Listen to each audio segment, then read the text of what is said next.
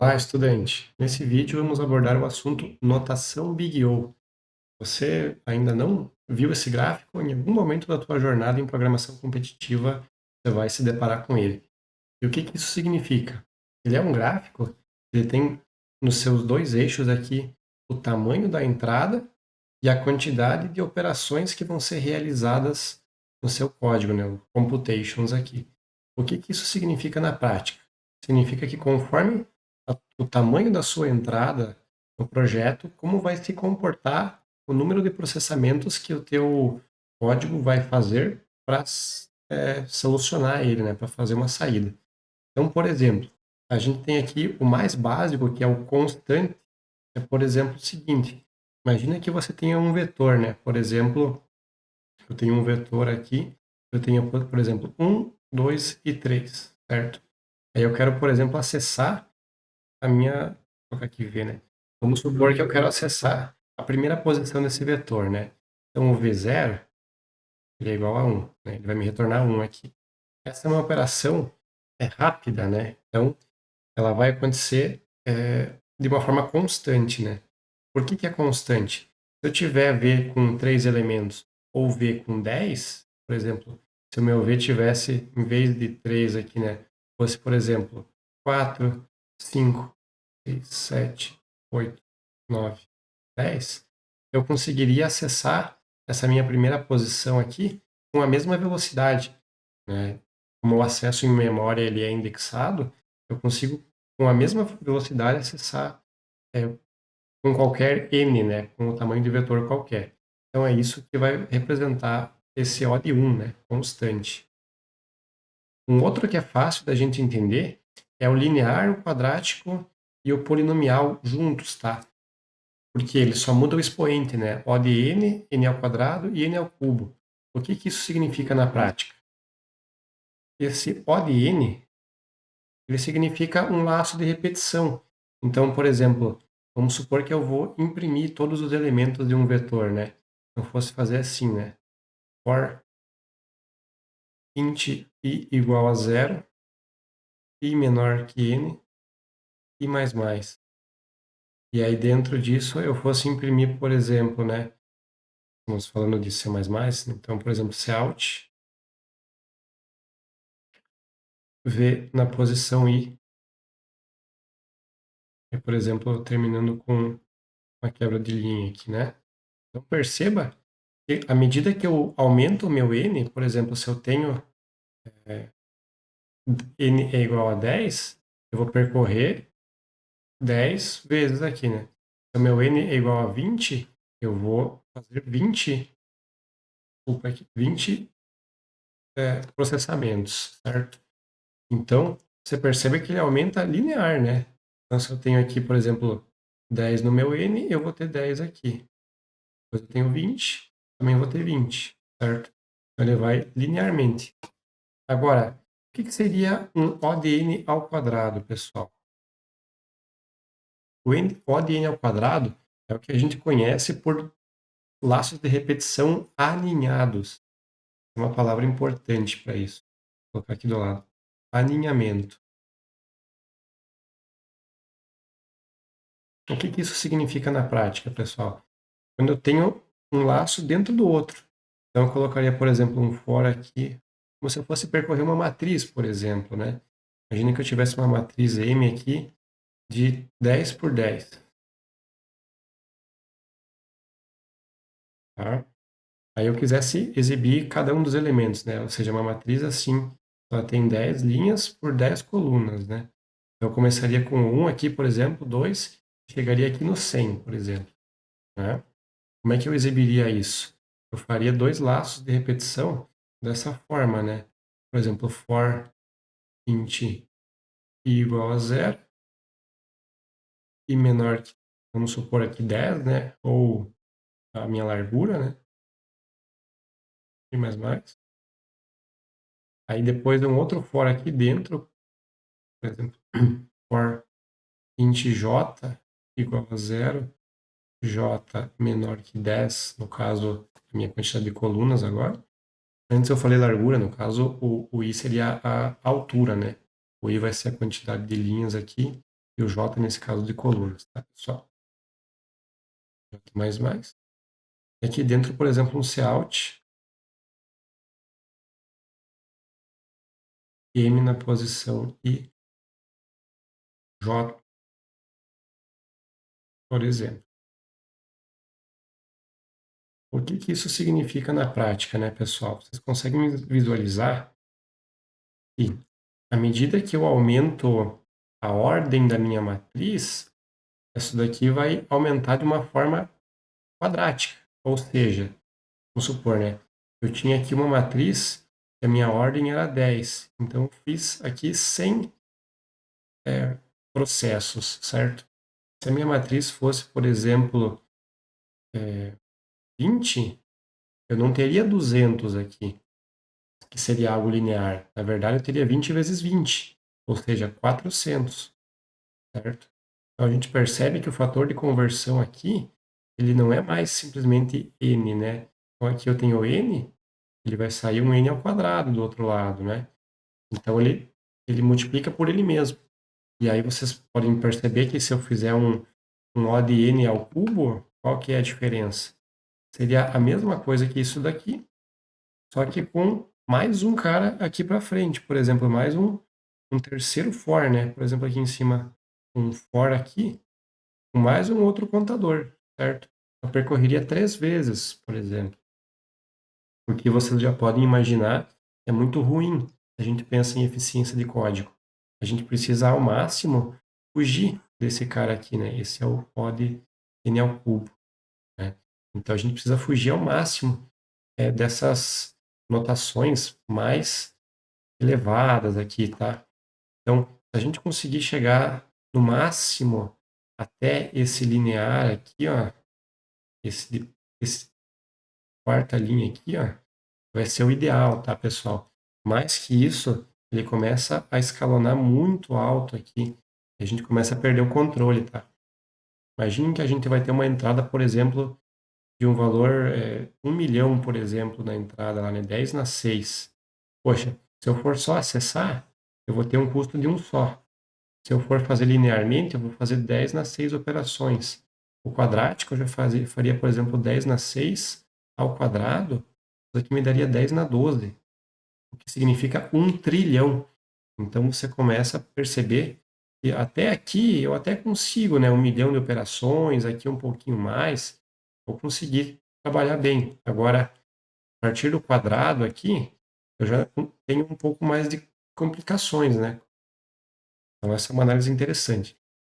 Agora vamos pensar um pouquinho no que significa esse logaritmo e o logaritmo linear aqui, tá? Isso daqui, pessoal, ele é uma notação que ela cresce, mas ela cresce com uma taxa um pouco mais controlada. Como é que a gente pode visualizar isso na prática, né? A gente viu aqui no ADN, por exemplo, percorrendo um vetor, né?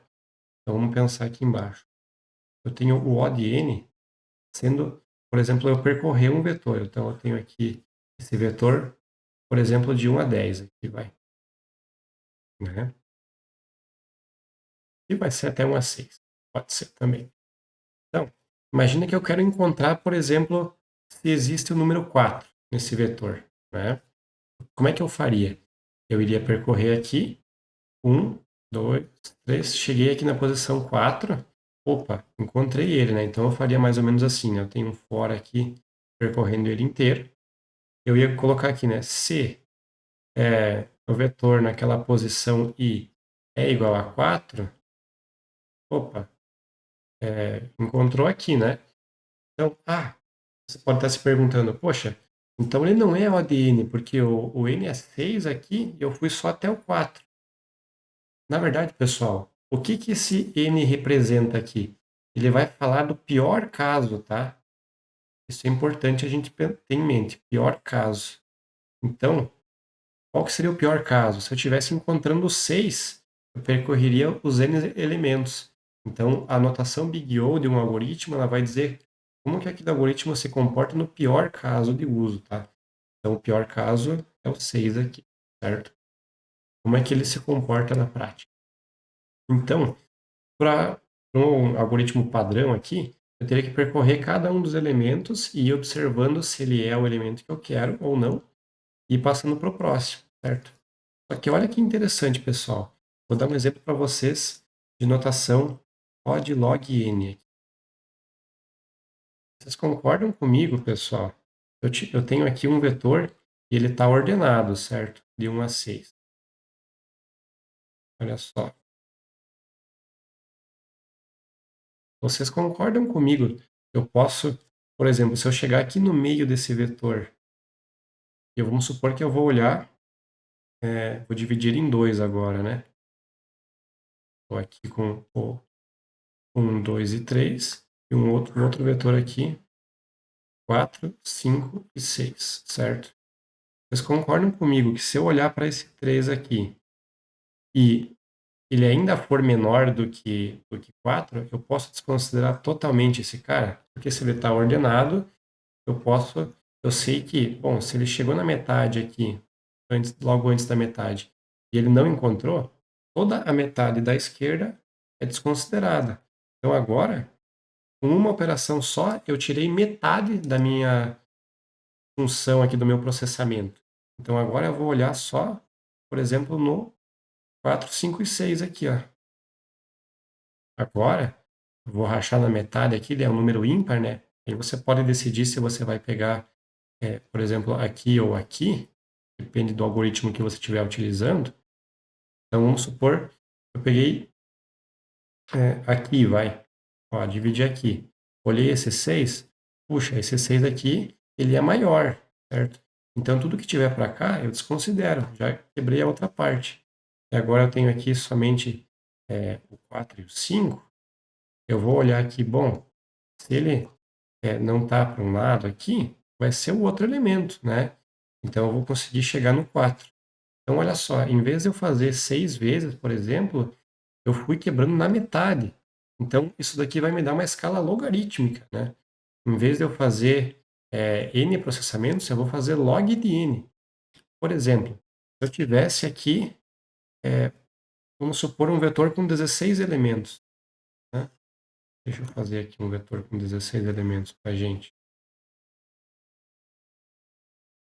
Vamos ver aqui quantos sai.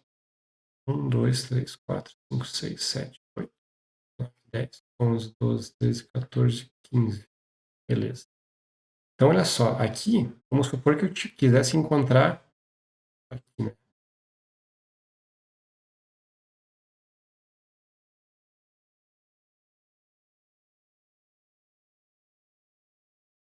Vamos supor que eu quisesse encontrar aqui o número 12, por exemplo, né? Eu já na primeiro corte cortaria aqui, né? Olharia, por exemplo, esse 9 aqui, eu vou ver que ele é maior. Então, toda essa parte que eu consigo descartar, fico só com essa parte da esquerda aqui, da direita, desculpa. Então, olha só, vou pegar, por exemplo, toda essa parte aqui, e agora eu só vou olhar para este bloco, certo? Agora eu vou vir na metade de novo aqui, olha só, vou olhar, por exemplo, o 13, sei que ele é maior, agora eu só tenho mais outros 4. Eu vou apagar isso aqui. Então, olha só, agora eu só tenho mais essa parte de cá para olhar. Agora eu vou olhar na metade de novo aqui, vou ver, por exemplo, o 11, ele ainda é maior, então eu fico só com a parte da direita, eu vou ter o 11 e o 12. Agora eu olho para o 12, encontrei ele, né? Então olha só, de 16 números aqui, eu fiz 1, 2, 3, 4 operações, né? E esse 4, ele é o quê? Ele é o log na base 2, né, no caso, de 16, né? 4, porque né, 2 na 4 é 16. Então vocês percebem aqui que com uma eficiência muito maior, eu consegui encontrar esse valor, né? Isso aqui é a escala logarítmica. Enquanto eu aumento o meu n linearmente, aqui ele não vai crescer linear, ele vai crescer para baixo, percebe? Se eu tivesse, por exemplo, aqui com 16 eu tive 4, né? Se eu tivesse 1024 posições, no meu pior caso eu teria só 10 aqui, né? Percebe que conforme eu aumento muito aqui, eu tenho um aumento muito pequeno na minha volume de processamento, né? Isso é muito bom, tá? E agora o outro caso, que é interessante também a gente ver, que é esse n log de n, tá, pessoal? Isso daqui a gente vai encontrar, por exemplo, em algoritmos de ordenação, tá? A gente tem um caso, por exemplo, do merge sort, que ele funciona mais ou menos assim, pessoal. Eu tenho um vetor, e isso aqui ele está todo bagunçado, tá? Ele é merge sort porque ele é um algoritmo de ordenação, por isso sort, ele vai fazendo mesclas ali. Então, vai separando e unindo depois, então, por isso do merge. Então, vamos supor aqui, eu tenho esses 1, 2, 3, 4, 5, 6, 7. Esses 8 elementos aqui, por exemplo, assim, né? 4, 3, 2, 1, 8, 7, 6, 4, 5. Aqui o meu 1 eu quebrei ele aqui. Assim, por exemplo, né? Como que ele funciona um algoritmo de ordenação mais básico? Eu percorreria esse vetor aqui 2 vezes e iria comparando ele com o outro elemento, né? Eu ia comparar o primeiro com o segundo, depois o segundo com o terceiro com o quarto, ia fazer isso aqui uma rodada. Depois eu teria que fazer isso N vezes para fazer a comparação. Então eu faria 2 laços inteiros aqui com base no tamanho dele, né? Então isso aqui me daria um O de N ao quadrado. Isso é ruim, é pesado, a gente viu, né? Então, como que é uma forma mais fácil de eu ordenar um vetor, né? A gente viu no O de n ao quadrado que ele vai crescendo de uma forma quadrática, né? Então, por exemplo, aqui eu tenho 8, 8 ao quadrado seria 64, certo? Posições. Porém, você concorda comigo que se eu separasse esse cara aqui em 2, eu teria 4 desse lado, 4 desse. Daí 4 ao quadrado, ele é 16. E 4 ao quadrado aqui, ele é 16 também. Opa, eu somei esses dois aqui, eu tenho só 32, em vez de ter 64, né? Claro, eu teria mais um próximo trabalho aqui de comparar entre os dois vetores ordenados, né? Se eu fizesse só assim, né? 2, 3, 4, 8, depois 1, 5, 6 e 7, né? Os dois subvetores aqui. E aí depois eu vou comparando só, por exemplo, esse cara com esse. Opa, esse vai primeiro, então fica primeiro 1, depois o 2. Aí depois eu comparo aqui o 3 com o 5, opa, né? E assim eu vou indo, né? 5, opa, aí tem o 4, aí tem o 6, né? Ainda não estaria ordenado, né? Teria que fazer mais algumas comparações aqui. Então, qual que é a forma legal, né? Você percebe aqui, ele já começou a ficar mais reduzido, né? Teria que fazer mais algumas comparações ali internamente, mas já ficou melhor. Como é que eu poderia deixar isso ainda melhor? Se em vez de eu quebrar esse vetor aqui em 4, vamos quebrar ele de novo 2 a 2. Então, teria aqui ele em 4, né? Então, só assim.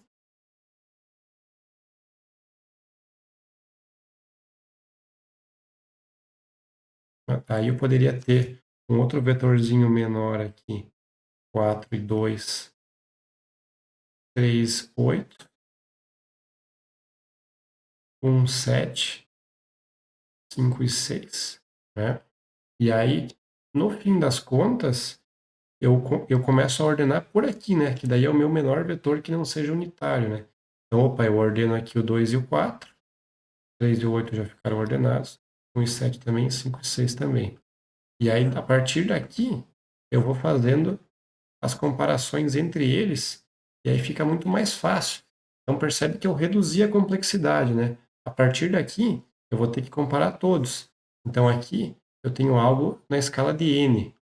Porém, tudo que eu fiz dividindo aqui, eu fui quebrando numa escala logarítmica, certo? Então, no fim das contas, eu vou ter algo na complexidade n, por causa dessa parte final que eu vou ter que organizar, que é próprio do algoritmo, mas antes aqui, um log de n. Então, em vez de eu fazer n vezes n, eu vou fazer somente n vezes log de n. Isso daqui dá uma ajuda muito grande, né? Então, em vez de eu ter uma curva, por exemplo, assim, eu vou ter uma curva mais assim, ó. Ela é um pouco mais tranquila de trabalhar. Então, facilita muito. Às vezes vai ser um n log n que vai salvar o teu processo ali de rodar num tempo hábil, de não dar aquele erro de time limit, né? Às vezes é algo nesse sentido, uma implementação assim, que a gente precisa buscar. Algo que consiga, antes de ordenar, antes de fazer algum processo mais extenso, e conseguir separar em subprocessos menores, processar eles mais facilmente e depois juntar, né? Então é uma forma bacana aí. Eu acredito que seja isso, pessoal. Essas são as formas mais comuns de notação Big O, tá? Aqui não precisa nem falar, essas duas aqui são as piores, tá?